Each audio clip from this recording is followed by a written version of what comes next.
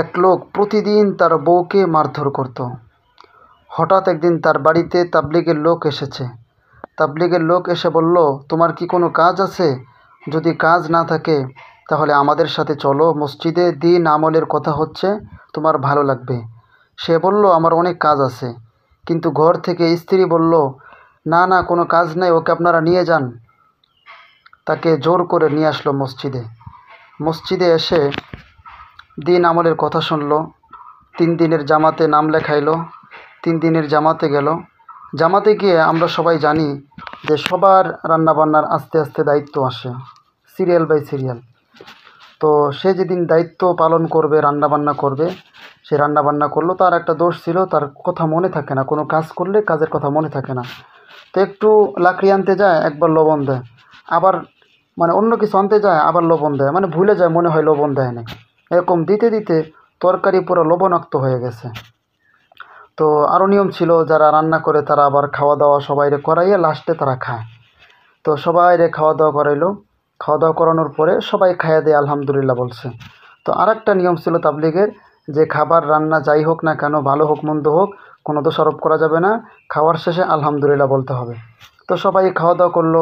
সবাই তো জানে খাবারের অবস্থা ভালো না, আলহামদুলিল্লাহ বলে উঠে গেল। কিন্তু সর্বশেষ খাবার দাবার শেষ, এখন সে নিজে খাবে। এমন সময় নিজে খাইতে বসছে, যখন মুখে দিছে দেখে পুরো তরকারি লবণাক্ত। সে চিন্তা করলো, আমার বউ সারা জীবন আমাকে রান্না বান্না করে খাওয়াইলো, আমি সামান্য লবণ কম হলে বেশি হলে আমি তাকে মারধর করছি, অথচ আজকে আমি নিজে রান্না করলাম। রান্না করা কত কষ্ট, তাও জীবনের প্রথম রান্না করেছি। এই রান্না পুরো লবণাক্ত হয়ে গেছে, এতগুলো মানুষ খাইলো, একটা অভিযোগ করলো না, আলহামদুলিল্লাহ বলল।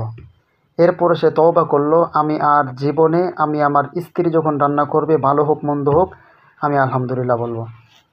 এরপরে সে বাড়িতে গেল, ভালো মন্দ যাই রান্না করুক আলহামদুলিল্লাহ, সব কিছুতে আলহামদুলিল্লাহ। তো পাশের বাড়ির আরেক মহিলা বলে যে, কিরে, তোদের বাড়িতে আগের মতো আওয়াজ হই হুল্লোড় কোনো কিছু নাই, কারণ কি? বলল, আমার জামাইরে আমি তাবলিগে পাঠাইছিলাম, পাঠানোর পরে তাবলিগ থেকে এসে সে শুধু আলহামদুলিল্লাহ বলে, আর কিছু বলে না।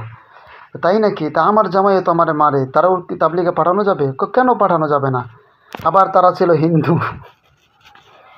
তো এরপরে মনে করেন সে হিন্দু মহিলা তার জামাইকে বলতেছে, তোমাকে তাবলিগে পাঠাইতে হবে।